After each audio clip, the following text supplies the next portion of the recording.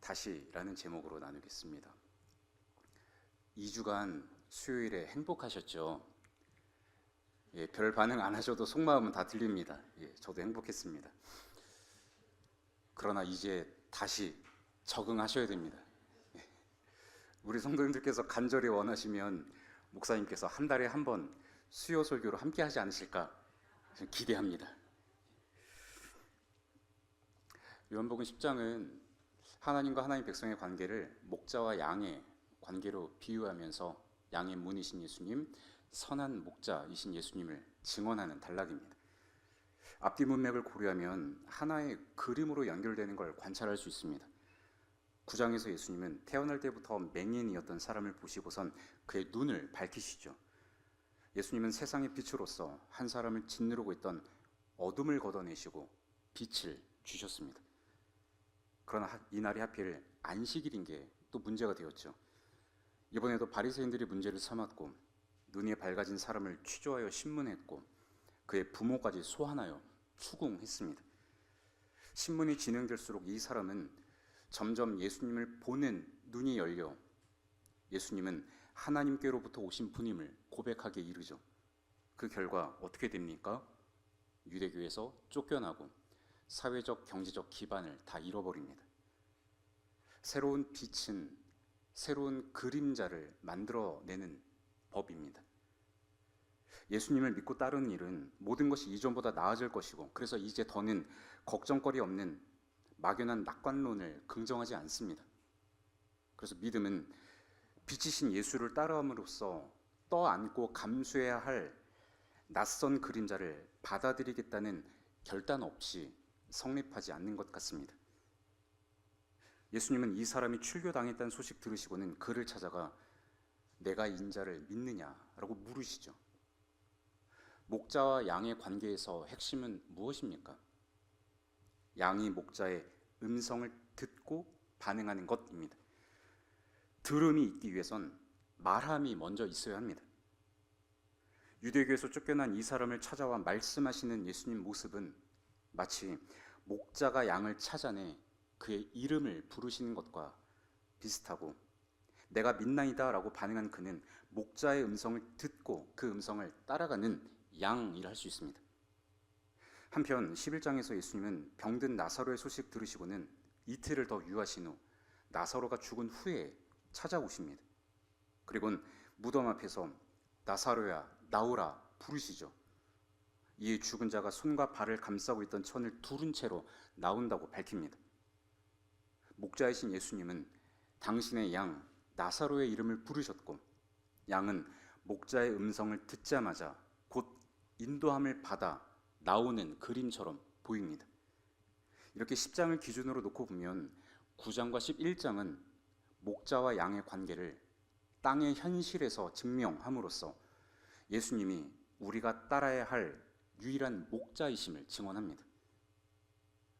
맹인이었던 사람이 출교를 당해 사회적으로 단절되고 경제활동이 끊어져도 그는 죽은 나사로를 다시 살리신 예수님의 양이기에 그가 예수님께 받은 하나님 나라의 생명을 빼앗을 자는 아무도 없습니다. 한편 요한복음의 문맥을 넘어 성경 전체의 맥락에서 이 본문을 조명하면 흥미로운 일관성을 발견할 수 있습니다. 이사야 35장은 하나님 백성들이 유배지에서 돌아올 희망을 노래하고 예언하죠.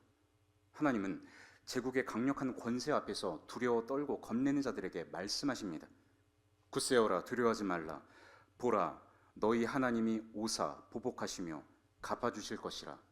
하나님이 오사 너희를 구하시리라. 그리고 하나님이 오시는 그때에 일어날 사건을 5절에서 말씀합니다. 그때 맹인의 눈이 밝을 것이며 못 듣는 사람의 귀가 열릴 것이라 하십니다. 사람의 눈은 원래 보도록 지은 바 되었고 귀는 듣기 위해 만들어진 형체입니다.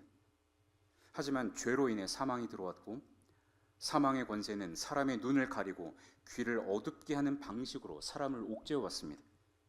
여기에 제국이 가하는 횡포와 압제 아래 보지 못하고 듣지 못하는 이의 삶은 더 곤고한 메마름을 경험할 겁니다. 그러나 하나님은 그런 광야에 찾아오셔서 맹인의 눈을 밝히시며 못 듣는 사람의 귀를 열게 하여 안식을 가져오시는 새 창조를 이루겠다 선언하십니다. 이 말씀을 요한복음 맥락으로 가져오면 예수님은 구약이 약속한 바대로 제국의 장혹한 폭정으로 얼룩지고 메마른 광야에 찾아오셔서 자기 백성 구원하시고 하나님의 형상을 회복하여 안식을 누리게 하시는 새 창조의 하나님이십니다. 이를 알리기 위해 요한복음 9장에서는 날 때부터 맹인이었던 사람에게 찾아오셔서 눈을 밝게 하시는 창조주로, 10장에서는 못 듣는 사람의 귀를 열어 들리게 하시는 목자로서 양을 찾아오시는 하나님을 계시합니다. 바로 여기에 오늘 본문과의 연관성이 있습니다.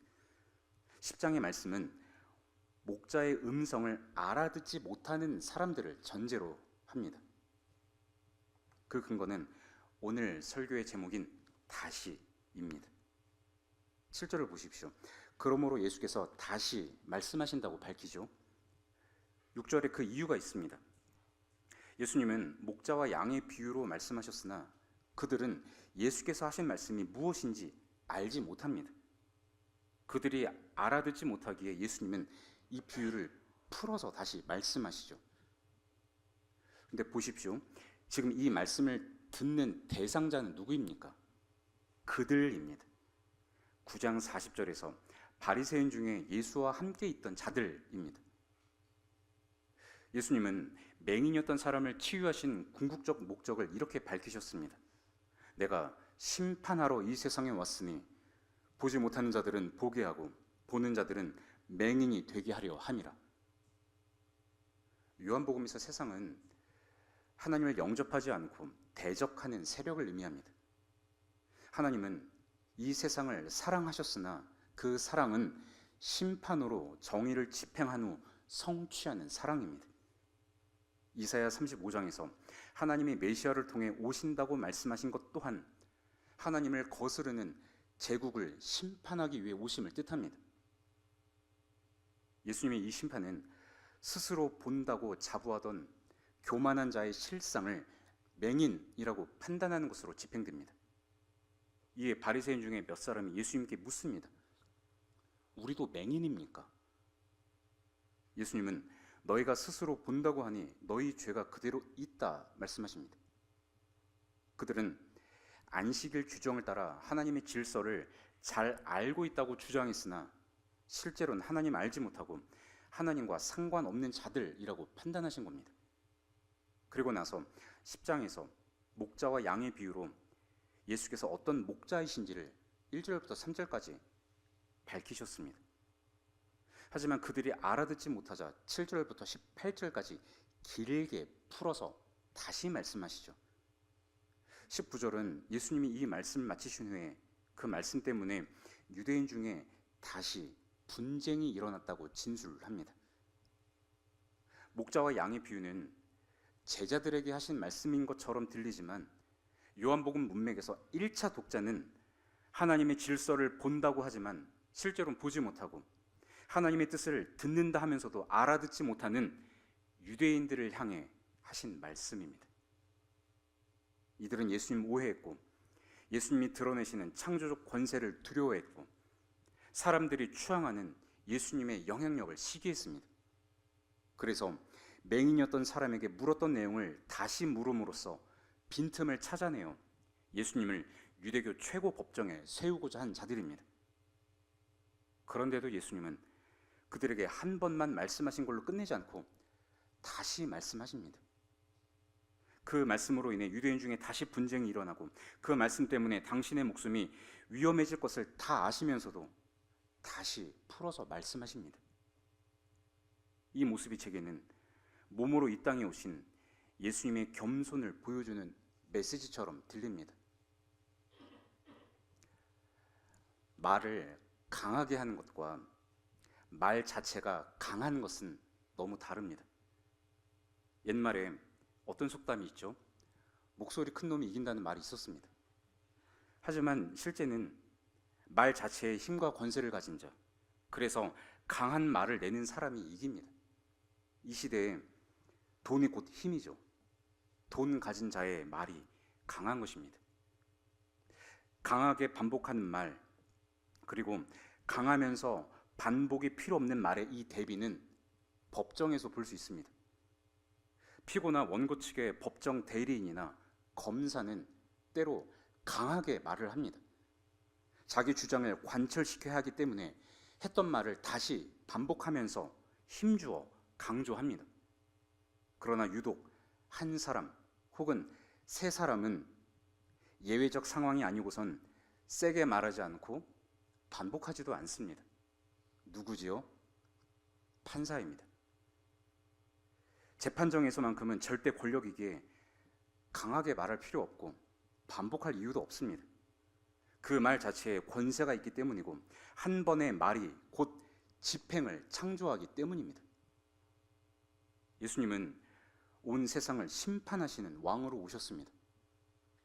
모든 사람은 하나님께 죄를 지은 피고인이고 이 세상은 하나님 앞에 소환된 거대한 법정과 같다면 예수님은 조곤조곤하게 한 번만 말씀하시는 걸로 충분할 만큼 권세를 가지신 판사입니다. 요한복음 9장과 10장을 법정의 세팅으로 바꾸면 예수님은 판사석에 계시고 유대인들은 안식일 규정을 따라 하나님의 뜻을 잘 안다는 오만한 죄로 피고석에 앉아 있습니다. 안식일법을 어긴 혐의로 재판받는 중입니다. 판사이신 예수님은 목자와 양의 비유로 당신과 백성들의 관계를 말씀하십니다. 이것 자체가 충격이죠. 그 당시 목자는 권세를 가진 사람이 아니라 사회 주변부에 속한 계층이기 때문입니다. 심판주이신 예수님은 자신을 취약한 목자와 동일시하면서까지 당신의 뜻을 알리시는 겸손의 왕이십니다. 이 비유는 에스겔 34장을 그 배경으로 하는데요. 하나님은 에스겔을 통해 이스라엘 목자들을 고발합니다. 자기만 먹는 이스라엘 목자들은 화 있을진저 목자들이 양떼를 먹이는 것이 마땅하지 아니하냐. 너희가 살진 양을 잡아 그 기름을 먹으며 그 털을 입되 양떼는 먹이지 아니하는도다. 목자는 양떼를 먹이는 자이지 양을 먹는 자가 아닙니다. 그럼에도 자기만 먹고 양을 잡아 기름을 먹고 털을 취하면서 양떼를 먹이지 않는 목자들이 있습니다. 이들은 당대 타락한 종교 지도자들을 의미합니다.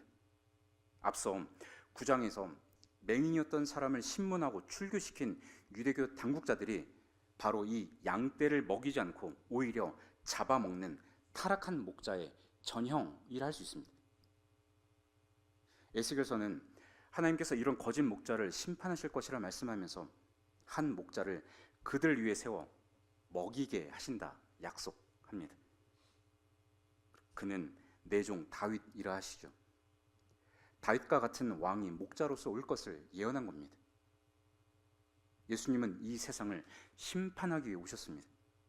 그렇다면 목자와 양의 비유로 유대인들에게 말씀하시는 것은 그들의 존재 방식이 자기만 먹는 이스라엘 목자들과 같음을 밝히시고 그들을 판결하기 위해서라 할 수 있습니다. 동시에 예수님은 당신께서 다윗 왕과 같은 목자로서 양들을 먹이는 자라고 스스로를 알리십니다. 예수님의 이런 말씀이 결정적 판결문과 같다면 한 번만 낭독하는 것으로도 충분합니다. 만약 듣는 사람이 알아듣지 못한다면 그들의 귀는 닫혀 있음이 명백하게 입증된 것이고 알아듣지 못한 죄로 처벌받을 것입니다. 실정법에선 모르는 것도 죄일 수 있기 때문입니다. 그러나 예수님은 알아듣지 못하는 자들 위해 다시 말씀하십니다. 진실로 진실로 아멘 아멘 반복하면서 나는 양의 문이라고 에고 에이미 어법으로 스스로를 계시하십니다. 문은 닫히면 벽이 되고 열리면 길이 되죠. 양의 문은 절도와 강도로부터 양을 지키기 위해 필요한 벽이자 양들이 꼴을 먹기 위해 길을 나서는 통로입니다. 문을 통하여 양이 우리에 들어가지 않고 다른 데로 넘어가는 자는 절도요 강도라고 앞서 말씀하셨는데 8절에서 다시 들려주십니다. 알아듣지 못하는 자가 알아들을 수 있도록 먼저 온 자는 다 절도이자 강도라고 부연 설명까지 하십니다. 여기서 나보다 먼저 온 자, 이 말씀은 시간상 목자보다 빨리 온 자들을 의미하지 않습니다. 하나님은 다윗과 같은 목자로 예수님을 이 땅에 보내시기 이전에 왕, 제사장, 예언자를 통해 목자이신 예수님의 그림자를 먼저 보여주셨죠. 따라서 먼저 왔다는 것은 시간 개념이 아니라 주권 개념으로 이해해야 합니다. 우리말 먼저라고 번역한 이 단어에 무엇 앞에라는 뜻도 있기 때문입니다. 즉 예수님 앞에 다른 것을 두는 자, 예수님 앞에 다른 것을 위치하도록 만드는 자는 모두 절도요, 강도라는 말씀입니다. 십계명의 언어로 바꾸면 너는 나 외에 다른 신을 두지 말라입니다. 바리새인들은 예수님 앞에 율법 조문을 먼저 두는 방식으로 율법을 지키는 자기 자신을 내세웠습니다. 그렇게 율법을 어긴 사람들을 속박하고 억압함으로써 그들에게 하나님이 하시는 생명의 일을 빼앗아 자기 기득권을 유지하게 급급했습니다. 에스겔 선지자가 예언한 자기만 먹는 목자의 모습을 풀어서 말씀하시는 겁니다. 이렇게 예수님은 그들이 알아들을 수 있도록 구약 성경의 배경에서 다시금 말씀하고 계십니다. 만약 심판만을 위한 말씀이라면 이렇게 하지 않으셨을 것 같습니다. 목자이신 예수님은 양 한 마리라도 더 생명을 얻도록 하기 위해 말씀하시고 다시 말씀하시면서 하나님 나라의 복음을 전하십니다. 오래전부터 요한복음 묵상하면서 떠오르는 질문이 제게 하나 있었습니다. 왜 이렇게 같은 말을 반복하실까? 요한복음 특징 중 하나는 같은 표현을 살짝 변형한 반복입니다. 앞에서 하신 말씀 다시 하시고 살짝 다르게 표현하시죠. 13장 이후에 가면 더 늘어납니다. 못 알아들으니까 다시 말씀하시고 말씀대로 행하지 않으니까 다시 말씀하시고 중요한 것은 아무리 반복해도 지나침이 없다는 말도 아는데 그것으론 제게 답이 되지 않았습니다. 요한복음 묵상할 때마다 고구마를 꾸역꾸역 먹는 느낌이 들었고 특히 요한복음으로 설교해야 하는 자리에서는 했던 말을 다시 반복하는 동어 반복 같아서 제 실력의 한계를 마주하고 좌절감을 경험합니다. 하지만 오늘 본문을 다시 묵상하다 어둠 속에서 빛을 보았습니다. 예수께서 다시 말씀하셨다는 이 표현 때문입니다. 우리말 다시로 번역한 헬라어는 팔린입니다. 이 단어는 요한복음에서 45회 쓰이는데 마태, 마가, 누가복음에서 사용된 빈도를 합한 것과 비슷할 만큼 압도적으로 많이 쓰였습니다. 그동안 요한복음 묵상하면서 이 단어에 관심 두지 않았는데 오늘 본문을 묵상하는 중에 이 단어가 일어나서 제게 말을 걸어왔습니다. 7절부터 21절까지를 하나의 단락 유닛으로 보면 이 안에 4번 반복합니다. 7절에서 예수님은 당신께서 스스로 계신 하나님이자 양의 문임을 다시 말씀하셨고 17절에서 자기 목숨을 버리는 것은 그것, 즉 양을 다시 얻기 위함이라 하셨습니다. 그리고 18절에서 당신의 목숨을 빼앗는 자가 따로 있는 것이 아니라 스스로 버린다 하시고선 나는 버릴 권세도 있고 다시 얻을 권세가 있다 풀어서 말씀하십니다. 그리고 19절은 이 말씀으로 인해 유대인 중에 다시 분쟁이 일어났다 밝힙니다. 4곳 모두 팔린이라는 단어가 쓰입니다. 19절을 제외하고 3곳은 다시 얻기 위함이라는 메시지와 관련이 있습니다. 알아듣지 못하는 자들, 들을 마음이 없는 자들, 그래서 이미 심판받기에 충분하지만 그럼에도 예수님은 그들이 알아들을 수 있는 내용으로 그들의 마음에 다 풀어서 다시 말씀하십니다. 그들은 목자이신 하나님을 따라 살아야 할 양의 직분 받았음에도 다른 양을 잡아먹는 강도라고 판정받은 그룹입니다. 하지만 예수님은 판사의 냉철함이 아니라 목자의 심정으로 그들에게 2 팔을 벌리십니다. 다시 목자의 음성 듣고 그 목자의 인도를 받는 양들을 얻기 위해서입니다. 누가복음 15장에서 잃은 양 한 마리를 끝까지 찾아내기까지 찾아다니시는 목자의 모습이 이 요한복음에서는 알아듣지 못하는 자들에게 다시 말씀하시고 양들을 다시 얻겠다 말씀하시는 예수님에게서 현실이 됩니다. 이 단어의 역할과 의미를 생각하다가 요한복음 안에서 그 쓰임새가 어떤지 찾아보았습니다. 1장은 이튿날이라는 표현으로 각 단락을 연결하죠. 창세기에서 저녁이 되고 아침이 되니 이는 몇째 날이라 밝혔던 패턴을 요한복음은 이튿날로 바꿔 표현합니다. 따라서 이 이튿날은 예수님이 가져오신 새 창조를 알리는 선언과 같습니다. 여기서 또라고 번역한 단어 팔린이 쓰입니다. 다시 이튿날이 되었다는 말은 단순히 앞과 뒤를 연결하는 부사적 쓰임을 넘어 반드시 새 창조를 완성하겠다는 하나님의 굳건한 의지로 들립니다. 왜냐하면 요한복음 마지막 단락에서 부활하신 예수님이 베드로를 찾아가 그의 존재를 회복시키시고 당신과의 관계를 회복시키시고 다시금 사명을 회복하시는 장면에서 팔린이란 단어가 쓰이기 때문입니다. 또 두 번째 이르시되 요한의 아들 시몬아 내가 나를 사랑하느냐? 내가 나를 사랑하느냐?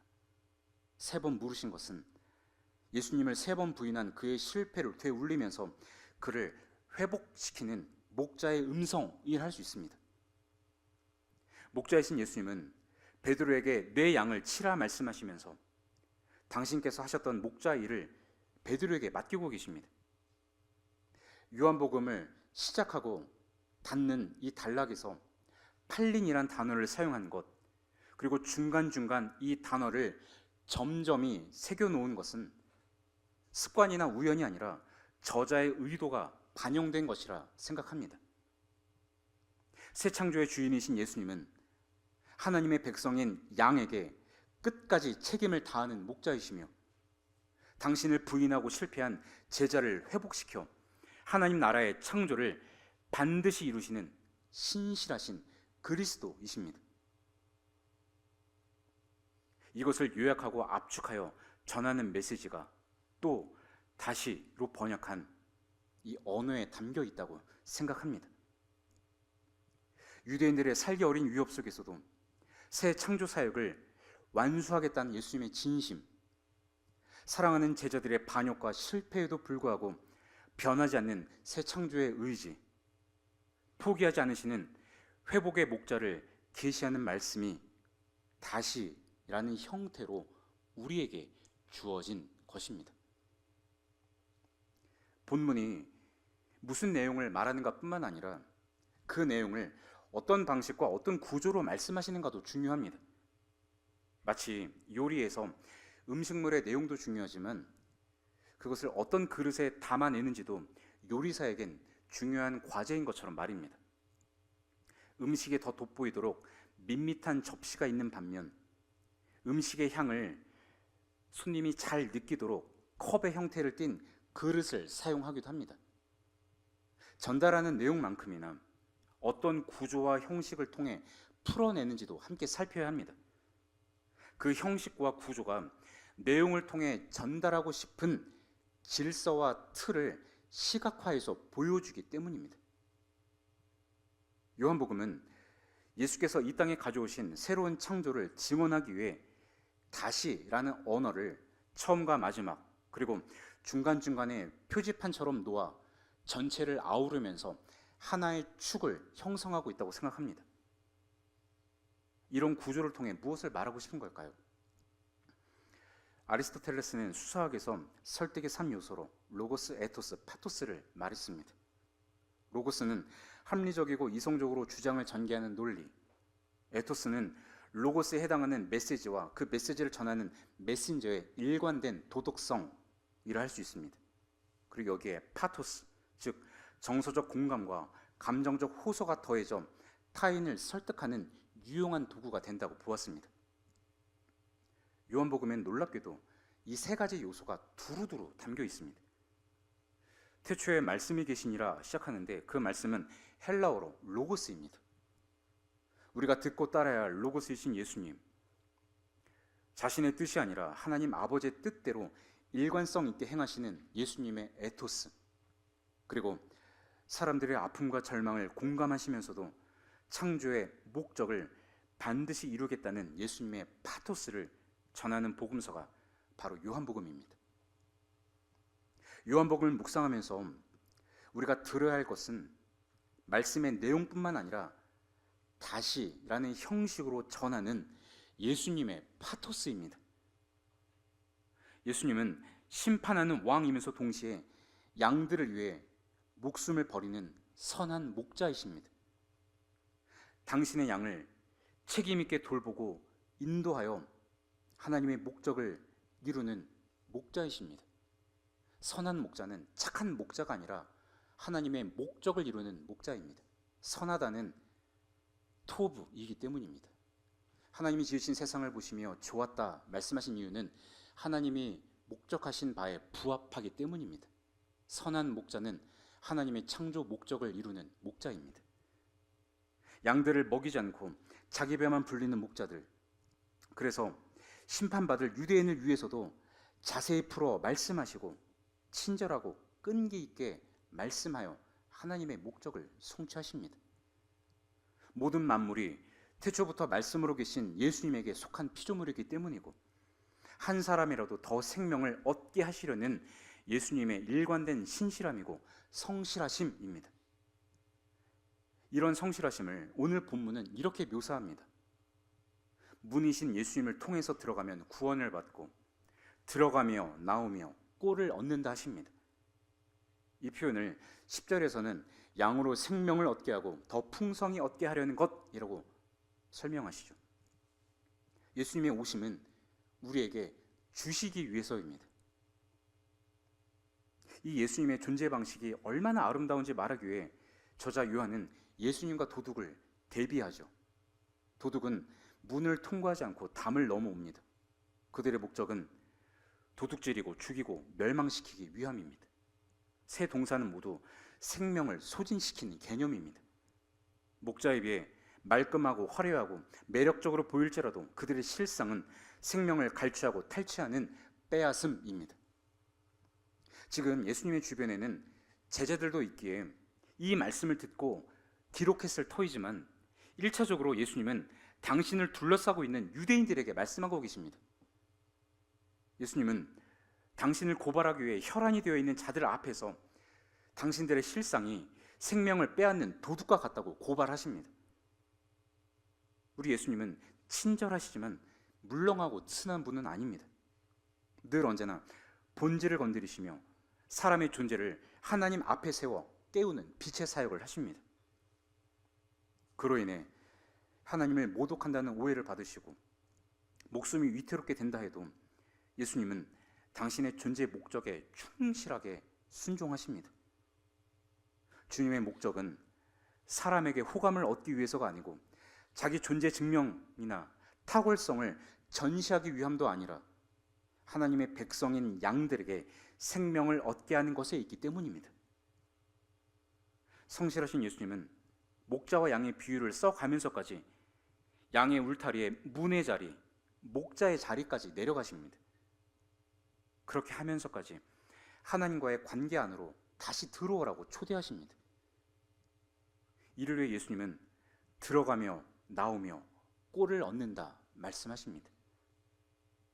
유대인들은 이 말씀을 들었을 때 구약의 어떤 장면이 떠올랐을 겁니다. 들어가며 나오며 꼴을 얻는다. 어떤 말씀일까요? 신명기 28장의 말씀입니다. 모세는 이스라엘 백성들에게 내 하나님 여호와의 말씀을 청종하면 이 모든 복이 내게 임하며 너가 들어와도 복을 받고 나가도 복을 받을 것이라 했습니다. 우리가 듣고 싶어하는 말씀이죠. 어디서든 모든 일이 잘 된다는 번영신학을 긍정하는 맥락이 아니라 어디서든 하나님이 함께 하신다는 약속입니다.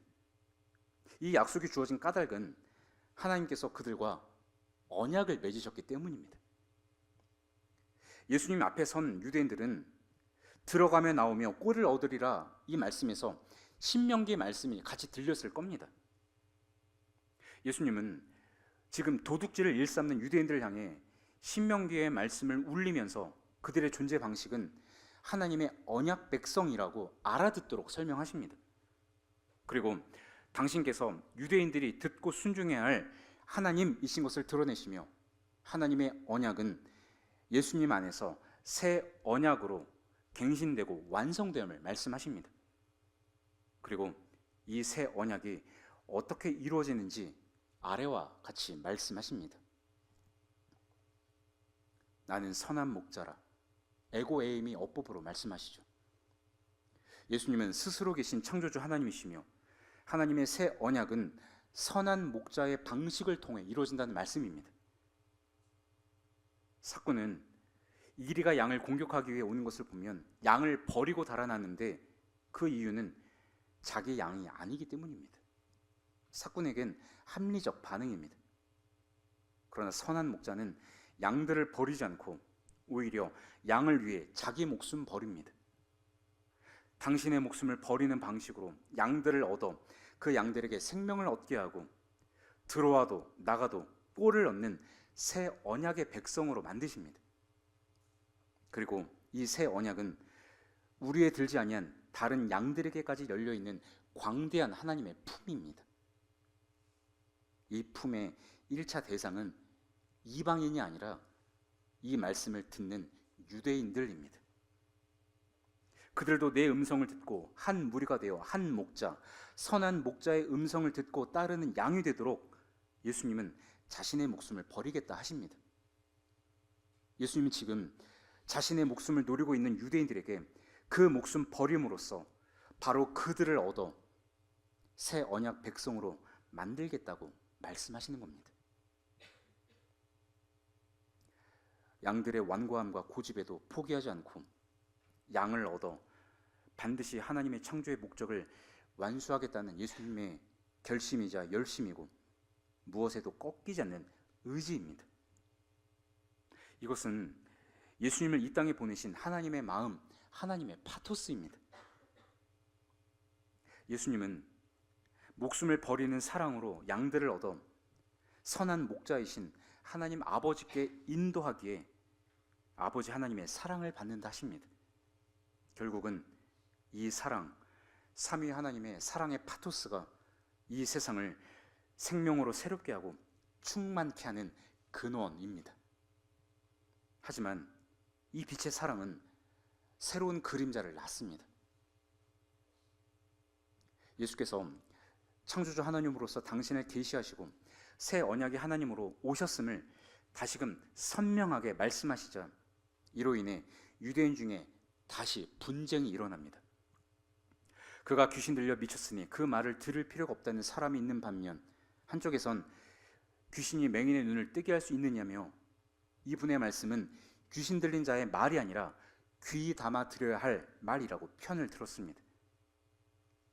여기서 분쟁의 원뜻은 갈등이나 논쟁이 아니라 갈라짐 혹은 쪼개어짐을 뜻합니다. 이 갈라짐은 앞서 9장에서 예수님의 안식일에 맹인을 치유하신 후 그들 중에 발생한 분쟁을 전제로 합니다. 그래서 다시 분쟁했다고 말하는 겁니다. 예수님께서 하나님으로서 창조의 일, 안식의 일을 하실 때 일어나는 일은 바로 분쟁입니다. 바꿔 말하면 서로가 서로를 공격하고 갈라치는 전쟁과 같습니다. 복음은 하나님과 화해케 하는 복음, 평화를 이루는 복음이지만 동시에 전쟁을 가져오는 소식입니다. 왜냐하면 복음은 하나님께서 통치하신다는 소식이고 그 통치에 순복할 것을 요구하기에 사람들에게 충성, 전쟁을 불러일으키기 때문입니다. 복음은 생존을 위한 경쟁이 아니라 생명을 향한 치열한 내적 투쟁으로 우리를 초대하는 소식입니다. 스탠리 하워스는 자신의 책에서 이렇게 말합니다. 전쟁이란 무엇인가? 하나님을 제거하고 우리의 의미와 운명을 스스로 결정하려는 욕망이 아니던가? 인간이 벌이는 전쟁은 스스로 계신 창조주 하나님의 존재감을 제거해 버리고 내 의미와 내 운명을 스스로 결정하려는 욕망의 표출입니다. 그 욕망의 분출이 지금 중동의 땅에 포화로 쏟아지고 무고한 사람들의 피를 흘리게 만들고 있습니다. 전쟁이라는 맥락에서 오늘 본문이 우리에게 요구하시는 분쟁, 우리에게 필요한 전쟁은 나 자신과의 전쟁입니다. 복음은 하나님과 분리된 인간을 하나님 그리고 다른 인간과 연합하게 하는 화해의 복음이지만 그 복음이 선포되는 자리에는 쪼개어짐과 분리가 일어나는 역사를 담고 있습니다. 화해케 하는 복음이 복음을 듣는 자들을 쪼개는 방식으로 역사한다는 건 모순이 아닙니다. 복음을 복음답게 듣고 복음에 맞게 반응하기 위해서는 내가 복음이라고 여기던 가치 체계와 내 스스로 운명을 개척하고 결정하려는 단단한 신념이 쪼개어져야 합니다. 굳어버린 종교적 껍질이 갈라지는 과정이 필요합니다. 따라서 복음은 얼어붙은 내면의 바다를 깨고 쪼개는 도끼와 같습니다. 그래서 마태복음에서 예수님은 나는 화평이 아니라 검을 주러 왔다 말씀하셨고, 히브리서 기자는 하나님의 말씀은 날선 어떤 검보다도 예리하여 혼과 영과 관절과 골수를 찔러 쪼갠다 말씀하셨습니다.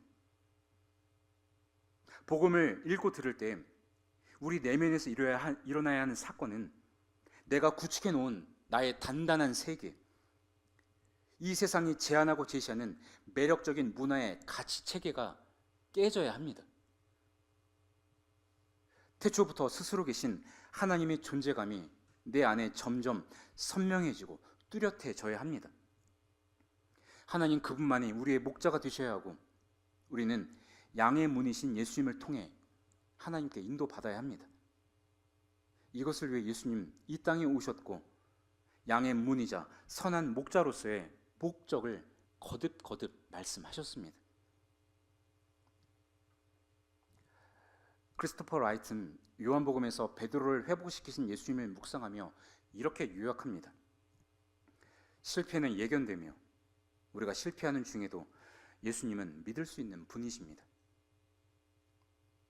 전쟁과 피로 얼룩진 세상에서 수많은 고통을 염려하기보다 상한가를 모르고 치솟는 기름값을 걱정하거나 폭락하는 주가를 걱정하는 인생의 현실은 하나님의 형상을 잃어버린 인간의 실패를 보여주는 것 같습니다.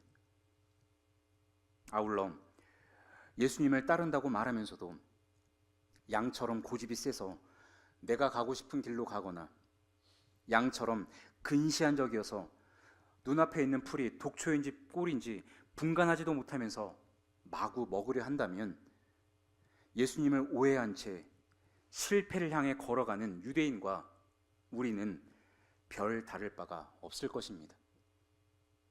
오늘 본문에서 예수님의 말씀을 듣는 유대인들은 곧 우리입니다. 그러나 실패하는 중에도 예수님은 믿을 수 있습니다. 왜냐하면 다시 새롭게 시작하도록 말씀하시는 예수님이 계시기 때문입니다. 스스로 계시면서도 스스로 목숨을 버리신 이에게 그것을 다시 얻을 권세가 있으시기 때문입니다.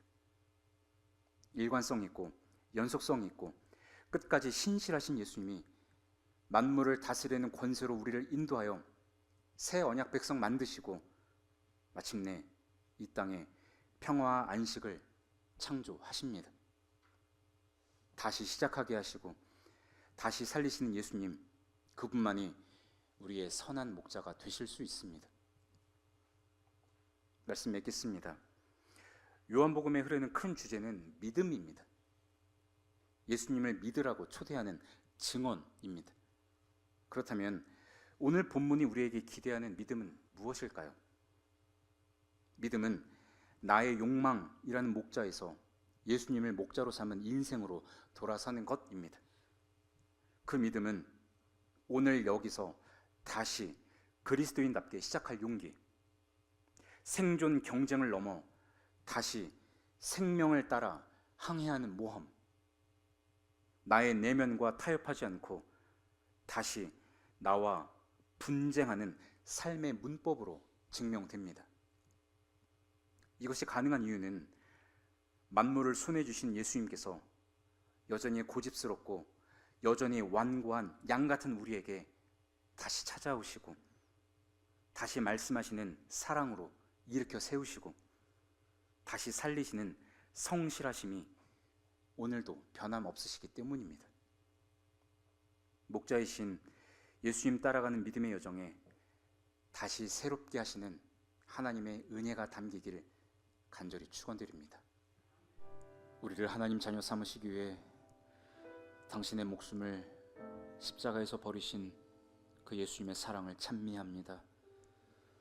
우리를 당신의 제자 삼으시기 위해 고집스럽고 완고한 삶의 자리에 찾아오셔서 다시 말씀하시고 다시 일으키시는 주님의 끈질긴 은혜에 감사드립니다.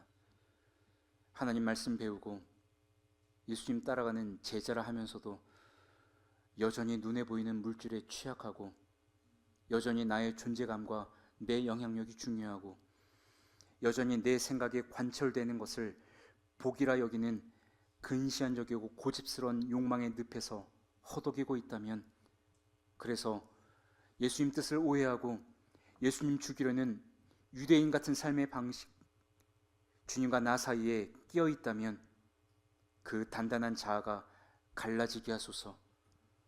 살아있고 운동력 있는 하나님 말씀으로 우리의 전 존재를 찔러 쪼개어 하나님이 만드시려는 성품이 빚어지고 무엇에게도 빼앗기지 않는 단단하고 단아한 열매를 맺게 하옵소서. 내가 즐거워하고 걱정하는 것이 이 세상에 줄 수 있는 물질의 양이나 오름세와 내림세를 전망하는 수치의 양이 아니라 우리가 예수의 음성을 듣고 반응하는 양인 것으로 기뻐하고 그 음성 선명히 듣지 못하거나 알아들었어도 알맞게 반응하지 못하는 것으로 걱정하고 괴로워하는 주님의 양이 되게 하소서. 예수님과 나 사이에 다른 것이 자리 잡지 않도록 주여 도우소서. 주님과 나 사이에 돈의 방식이 끼어들거나 자기 효능감이라는 교만이 섞이지 않도록 성령께서 개입하여 주옵소서. 기록된 말씀으로 오늘도 신실하게 말씀하시는 주님의 음성과 나의 반응 사이에 그 간격이 좁혀지도록 도와주옵소서. 극한의 생존 경쟁을 넘어 생명을 향해 다시 일어서고 다시 도전하는 믿음의 사람, 새 언약 백성 되게 하소서. 우리에 속하지 않는 또 다른 양들을 얻기 위해 목숨 버리신 예수님을 닮아 판단하는 냉철함 대신 목자의 시선으로 이 땅을 보게 하시고 환대의 손길을 뻗게 하시고 다시금 삶의 용기를 내어 사람됨의 길을 걸어가도록 행동으로 돕는 품이 넓은 주의 제자가 되게 하소서. 그리하여 예수께서 반드시 이루실 평화와 안식의 역사에 동참하는 새 언약의 사람이 되게 하소서. 우리를 하나님의 영광으로 인도하는 양의 문이자 실패의 자리에서 회복을 가져오시는 선한 목자이신 예수님의 이름으로 기도하옵나이다.